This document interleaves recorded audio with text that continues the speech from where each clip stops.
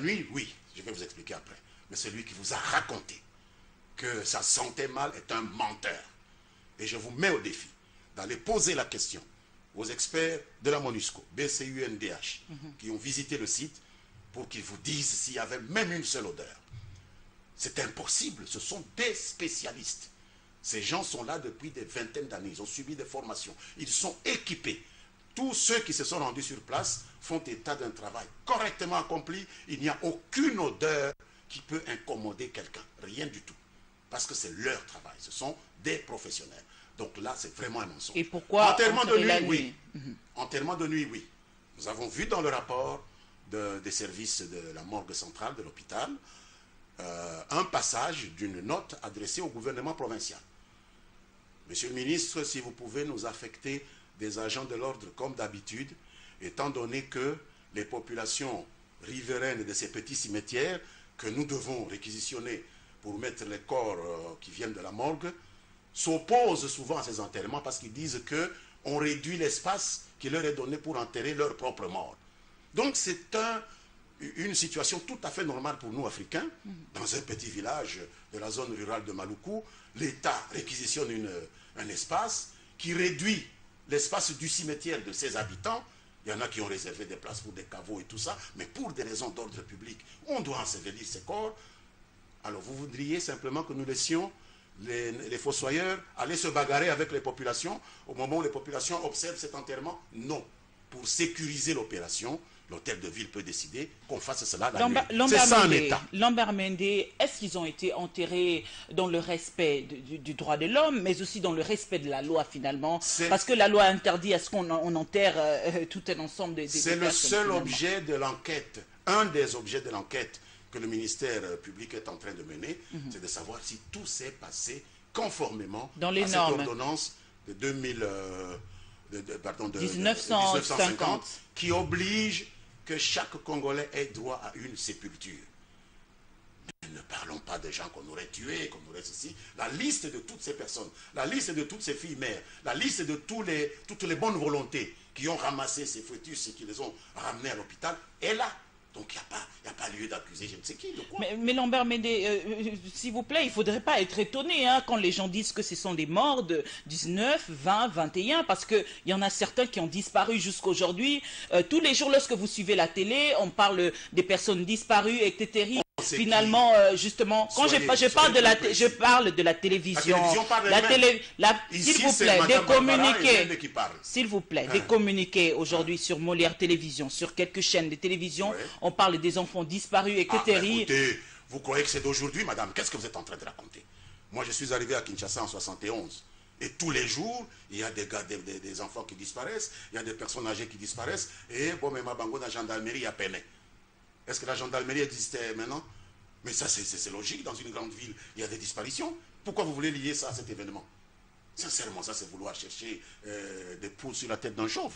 Des disparitions, mais il y en a. Une ville de 11 millions d'habitants. Comment pouvez-vous faire pour qu'il n'y ait pas des gens qui s'égarent? Ça n'a strictement rien à voir avec ce dont nous parlons. Ça n'a rien à voir avec les morts, non, ça n'a rien à voir avec ça, Lambert Mendé. On va parler de l'enquête après, il faudrait dire, quand on parle des disparus, mais aussi, il y a les militants du ballet. Il faut lier ces corps aux disparus pour dire qu'il y a un problème avec cet enterrement collectif. Il faut un lien entre quelqu'un qui a disparu et le corps qu'on a trouvé.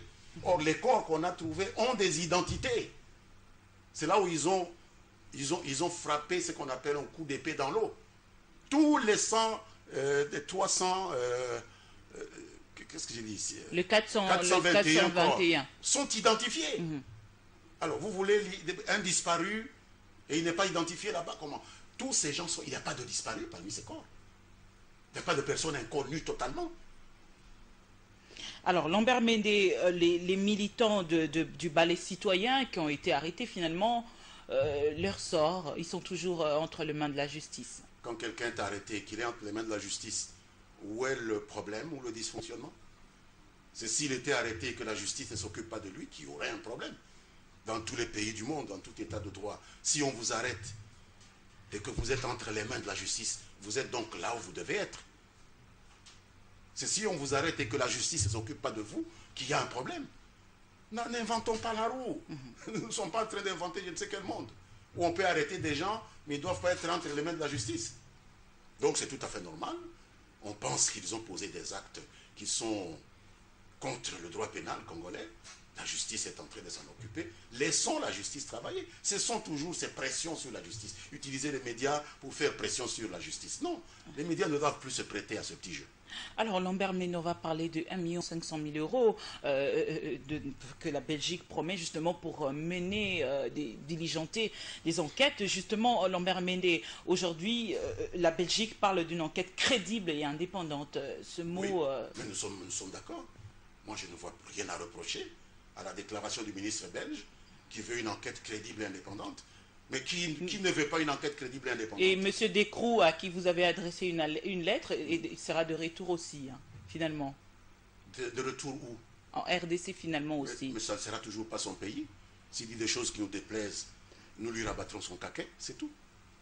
Lambert Médé, vous êtes en train d'attendre la Belgique finalement. Est-ce que vous allez mener des enquêtes, c'est-à-dire ensemble, hein, avec la Belgique finalement? Parce que le PGR s'est saisi de cette affaire. Excusez-moi, non.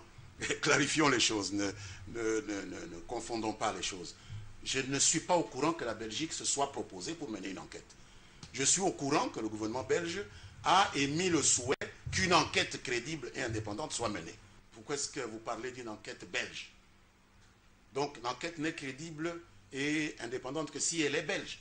C'est la conclusion que vous tirez, c'est une fausse conclusion. Non, parce que la finalement... Belgique a souhaité qu'une enquête crédible et indépendante soit menée. Par qui? Non, la Belgique n'a pas décidé par qui, le Congo n'est pas la Belgique. Elle souhaite, c'est un principe. C'est ce que nous souhaitons. C'est ce que les Congolais souhaitent. Où est le problème? Pourquoi vous voulez voir des contradictions là où il n'y en a pas? Un de vos confrères a même prétendu que le ministre belge a dit une enquête étrangère. Vous voyez, il en rajoute. Ne vous insultez pas vous-même, médias congolais. Arrêtez cette descente aux enfers. Monsieur le ministre, ce n'est pas parce qu'une enquête est menée par un procureur congolais qu'elle n'est pas crédible et indépendante. S'il vous plaît. Les Belges ont dit, nous voulons une enquête crédible et indépendante. Arrêtez-vous là. Monsieur le ministre, on va tourner cette page. Justement, okay. L'opposition congolaise décrète un deuil national. Monsieur le ministre, est-ce que, en tant que porte-parole du gouvernement, j'aimerais bien que vous puissiez vous adresser à la population, finalement, parce qu'il y a des SMS qui circulent déjà, et tout, 3 jours de deuil national. Êtes-vous au courant de cela ou pas? Vous êtes en coalition avec ces membres de l'opposition ou pas, finalement? Le monde se moque de notre pays. Un pays sérieux, qui n'est pas une république bananière, fonctionne sur base des initiatives que prend le gouvernement. La proclamation d'un deuil national relève des compétences exclusives du gouvernement. L'opposition n'a pas à prendre une décision pour un deuil national.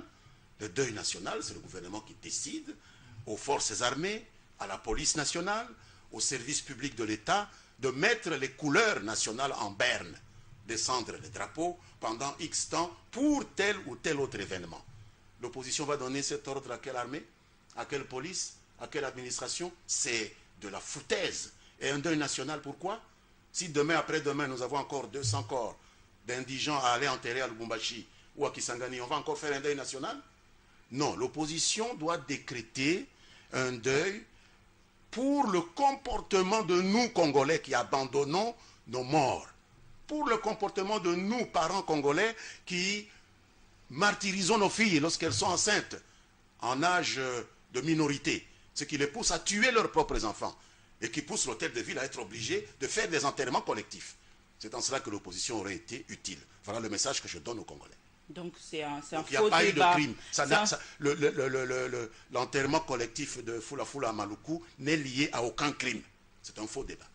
Monsieur le ministre, vous avez suivi, la Croix-Rouge s'est prononcée justement sur cette affaire, le point de vue du gouvernement. Qu'est-ce que la Croix-Rouge a dit? Par rapport à la fosse commune et tout, c'est-à-dire il a donné un point de vue qui est rentré en contradiction un peu avec le point de vue du gouvernement provincial. Dites-le-moi, comme ça j'y réponds. Que c'est eux qui auraient dû faire ça. Je voudrais d'abord dire, madame, que la Croix-Rouge est une ONG comme une autre. Organisation non gouvernementale. Ici, nous parlons de problèmes des pouvoirs publics, la direction de la morgue centrale de l'hôpital général de Kinshasa fait partie des pouvoirs publics. La Croix-Rouge, son rôle, je l'ai rappelé lors de mon point de presse, c'est un rôle citoyen. La Croix-Rouge rend d'éminents services. Quelqu'un est mort dans un coin, les gens ont peur de manipuler le corps, ça risque même de se putrifier et de provoquer des épidémies. La Croix-Rouge peut venir avec un linceul, ramasser le corps et l'amener où? Pas à la Croix-Rouge, madame, parce qu'ils ne sont pas pouvoir public. Ils l'amènent à la morgue centrale de l'hôpital général de Mamayemo. Ce n'est pas la responsabilité, c'était pas... Excusez-moi. Allez-y. Et ça s'arrête là. On signale le nom des membres de la Croix-Rouge qui ont amené le corps, et ils sortent et leur rôle s'est terminé. Deuxièmement, en cette matière-là, la police peut également, dans ses patrouilles, constater qu'il y a un corps. Le ramasse, l'amène à la morgue de l'hôpital, livre le corps à l'hôpital, donne l'identité de ceux qui l'ont amené, les circonstances, et ça s'arrête là. Vous, Madame Barbara, circulant dans votre voiture, dans un coin reculé, vous tombez sur le corps d'un enfant qui a été abandonné. Comme bonne citoyenne, vous pouvez prendre ce corps, l'amener aussi à la morgue, exactement comme la Croix-Rouge. On prend vos identités et ça devient l'affaire de la municipalité, pouvoir public. À partir de ce moment, ce qui se passe ne vous regarde pas, ce qui se passe ne regarde pas la police, ce qui se passe ne regarde pas la Croix-Rouge. Il ne faut pas que la Croix-Rouge se donne des pouvoirs que personne ne lui a donnés. C'est une ONG, comme les scouts, comme les autres. Ce qui se passe maintenant, c'est les experts de la morgue centrale de l'hôpital général de Kinshasa, les experts de la médecine légale. La Croix-Rouge n'a pas de compétences de médecine légale. Donc les pouvoirs publics prennent le corps, s'en occupent, l'identifient. S'il y a autopsie, ils font l'autopsie. La Croix-Rouge n'intervient en rien. Est-ce qu'ils savent même faire une autopsie? Ils sont en train de vous manipuler alors. Allez-y, monsieur. Ils n'ont aucun droit de faire une autopsie. S'ils font, ils sont arrêtés. Il n'y a que le médecin légal, le médecin légiste qui peut faire une autopsie. Donc il ne faut pas qu'ils se donnent des pouvoirs qu'ils n'ont pas. Personne ne leur a demandé d'aller s'occuper d'enterrement collectif. Il n'y a que le directeur de la direction de la morgue centrale de l'hôpital général de Kinshasa qui a les compétences pour assurer les enterrements collectifs et pas la Croix-Rouge. Monsieur le ministre, on va conclure, monsieur le ministre, aujourd'hui. Finalement, c'est les résultats de l'enquête du PGR, mais aussi de quelques organisations qui... Non, madame. Il n'y a qu'une enquête. Nous sommes un État organisé. Il n'y a pas des enquêtes superposées. Le PGR, qui est le patron de l'action publique, a chargé le procureur près le parquet de la République de Kinkole de mener cette enquête. Il a mis à sa disposition la police scientifique, etc. et tout. Et il a annoncé, chose que nous avons encouragée, qu'il acceptait le concours de toute personne, physique ou morale, qui estime avoir une contribution en termes d'information, à apporter pour la manifestation de la vérité. C'est dans ce sens-là, par exemple, que le Bureau conjoint des Nations Unies aux droits de l'homme a communiqué avec le procureur général de la République. C'est une collaboration que nous avons appréciée. Mais il n'y a pas d'enquête en dehors de l'enquête judiciaire. Une seule enquête. Absolument. Une seule enquête de la justice congolaise. C'est bien cela. Exactement. Monsieur le ministre, ne vous fâchez pas. Finalement, quelle serait la crédibilité de cette enquête? Parce que cette justice... Vous frôlez encore l'outrage à la magistrature. Cette justice serrait. J'ai bien dit serrait. Vous frôlez l'outrage à la magistrature. Je ne le permets pas. Excusez-moi. Je sais où vous voulez en venir, madame. La crédibilité des résultats. Pour notre propre intérêt à nous deux, je ne souhaite pas que vous alliez jusque-là. Monsieur le ministre, finalement, on va conclure. Aujourd'hui, les avertis pensent que c'est une sorte de pression qu'on met sur Joseph Kabila, finalement, parce que depuis qu'il a commencé avec ce processus de souveraineté, etc., c'est une sorte de pression, une sorte de machination, finalement. Vous l'avez très bien compris. Il y a des gens qui se sont mis en tête que l'heure est venue pour freiner la décadence de certains pays que nous connaissons, parce que nous savons qu'ils se portent bien, nous savons qu'ils ne se portent pas bien. Il faut une mainmise beaucoup plus importante qu'elle ne l'est aujourd'hui sur des pays comme un pays comme la République démocratique du Congo. Et qu'avec un nationaliste comme Joseph Kabila, ou quelqu'un qui est dans sa famille ou sa vision politique, les choses seraient très difficiles. Donc il faut profiter de n'importe quoi pour le descendre en flammes et obtenir que des petits... partenaires qui n'ont pas de nationalisme. Pour quel objectif, par exemple, qui n'ont pas le nationalisme à fleur de peau. Pour quel objectif mais finalement? Pour contrôler, mais ce pays suscite des convoitises. Ce n'est pas à vous que je dirais cela. Cette question, je ne comprends pas. Vous ignorez que ce pays suscite des convoitises à travers le monde entier. Le contrôle des richesses de ce pays. Pourquoi il y a des guerres à l'Est? Qui sont à la base de ces guerres? C'est les mêmes qui font la guerre à Kabila aujourd'hui. Qui viennent après faire semblant d'être les pompiers. Ce sont les mêmes qui boutent le feu. Maintenant, c'est une autre méthode qu'ils ont décidé d'utiliser. Il faut que le peuple se réveille. Avec ou sans Kabila, la souveraineté du Congo est menacée. Et toutes les raisons seront bonnes. Et l'opposition doit s'écarter de ce chemin. Il est dangereux. Parce que cette opposition, même si demain elle est au pouvoir, elle risque d'être confrontée. Elle subira le même sort. Ce serait vraiment de leur part enfantin de croire qu'on va les aimer. Non, ce qu'on aime, ce sont nos richesses. Ce n'est pas l'opposition qu'on peut aimer. Très bien. Lambert Mende, merci d'avoir répondu à notre invitation. À vous également, mesdames, messieurs, merci de nous avoir suivis durant plus de 50 minutes pour suivre cette émission qui a été basée sur l'actualité. Il y a eu plusieurs autres sujets qu'on n'a pas abordés, mais qu'on va aborder prochainement si seulement monsieur le ministre aura encore l'aimabilité de répondre à notre invitation. Vous allez suivre cette émission sur www.dossierdafrique.com, mais aussi sur la page Facebook Barbara Nzimbi officiel. Bienvenue sur www.sangoyakongo.com. Ba info ya Congo Kotadi. Sango ya Congo. Tongo midi pokwa. Sango ya boya boya. Bakotana sango ya Congo ilingisi mokili mobimba. Bakosoba info ya kitoko ya mwana. www.sangoyakongo.com. C'est ici que vous trouverez l'actualité socio-culturelle en RDC. Bekotale sango ya Congo. Basi Luango.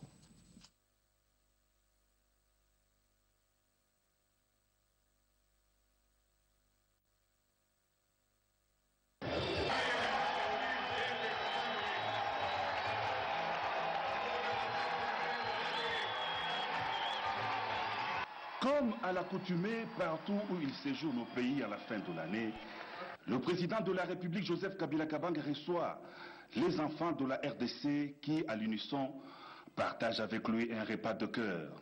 C'est aussi le cas ce jour à Lubumbashi, sous les ovations frénétiques de l'assistance. Le couple présidentiel...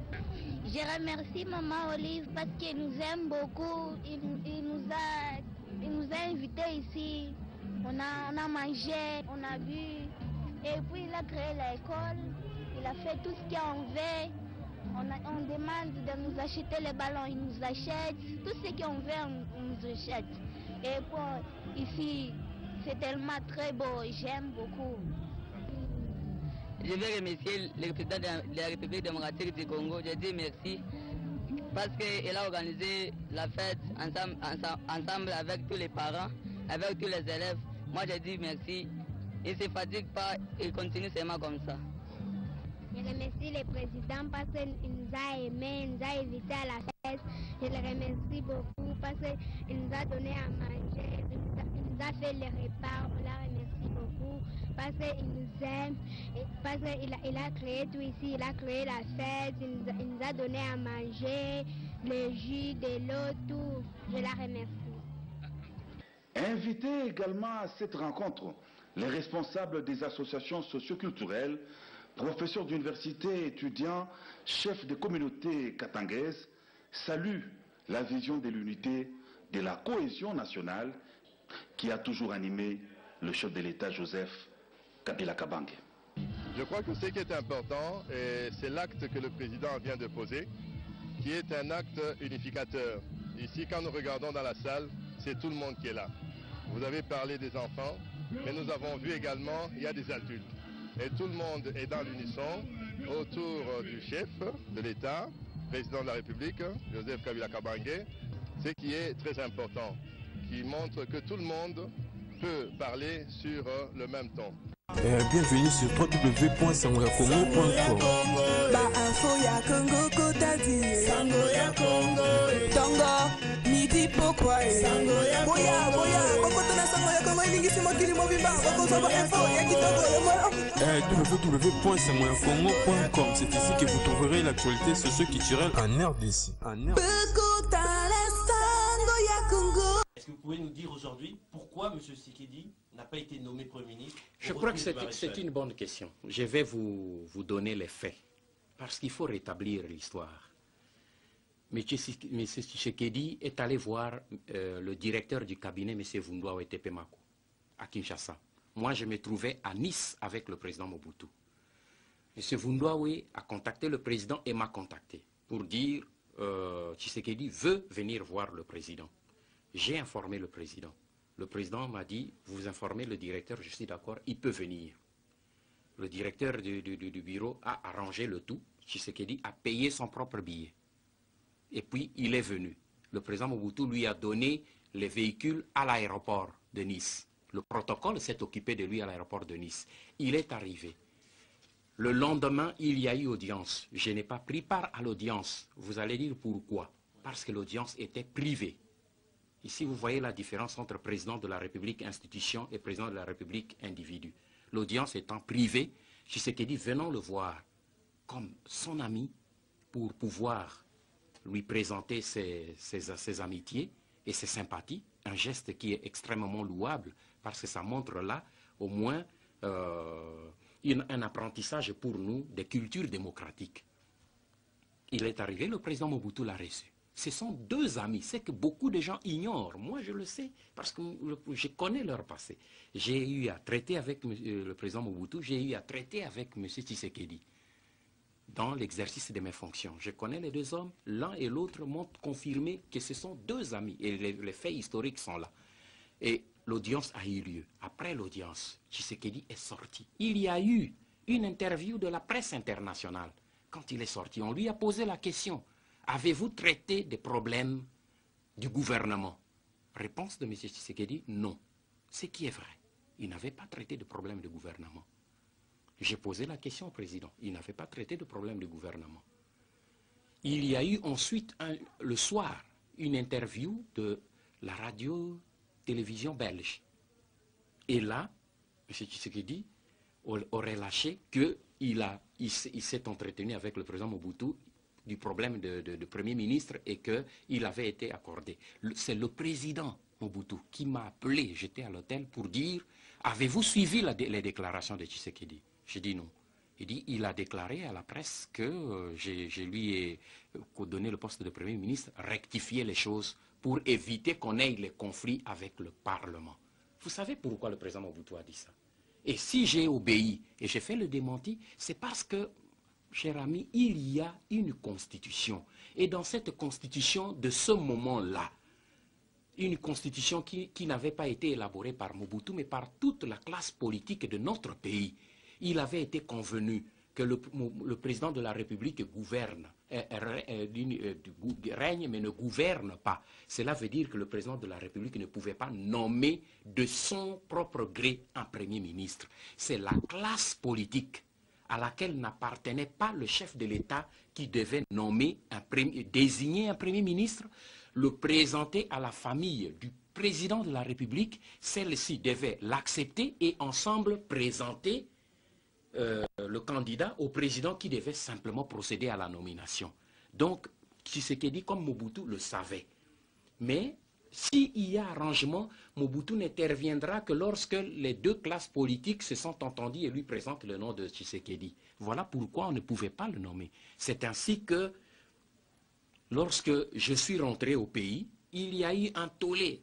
Mobutu a voulu nommer Tshisekedi, Nganda s'est opposé. Mais lorsque Tshisekedi est rentré, il y a eu une grande mobilisation à Limete. Il a pris la parole et il a dit aux gens que le président Mobutu ne peut pas me nommer parce que ce n'est pas conforme à la Constitution et nous n'avons pas traité de ce problème. Nous autres, dans notre pays, nous avons souvent tendance à ne retenir que ce que nous voulons retenir.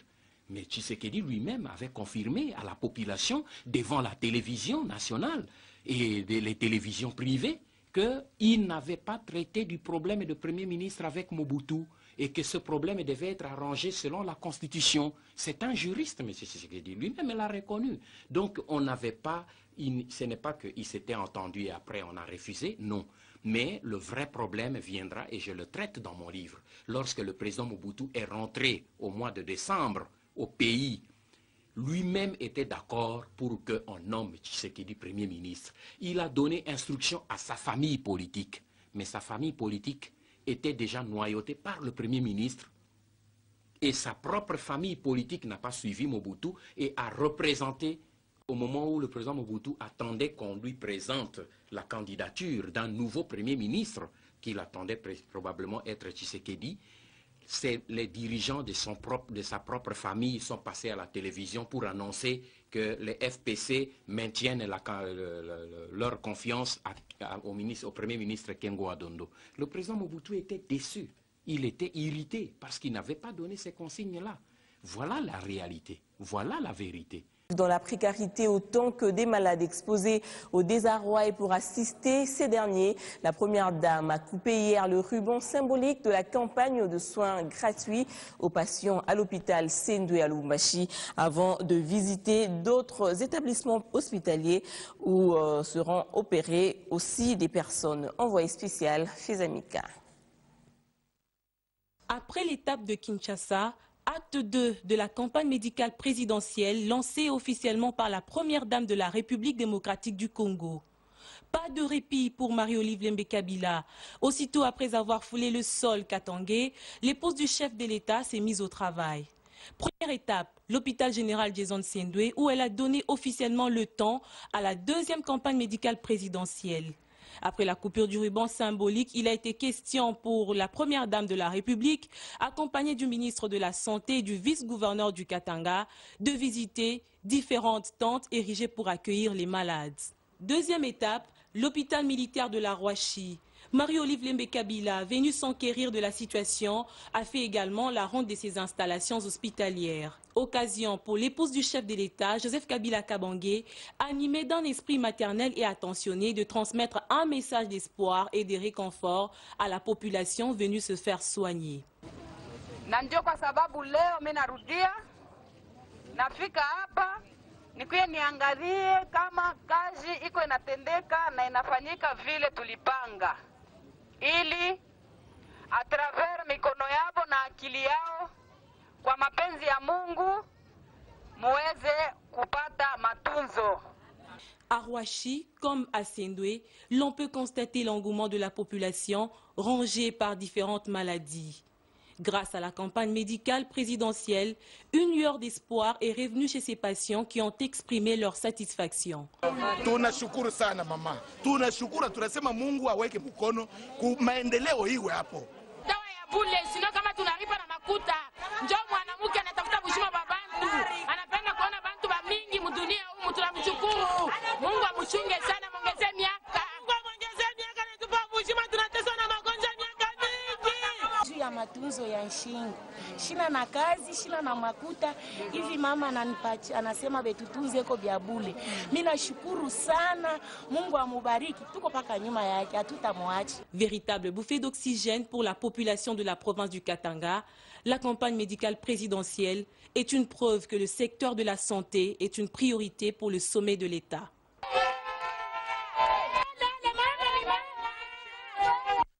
Hausse de leur salaire.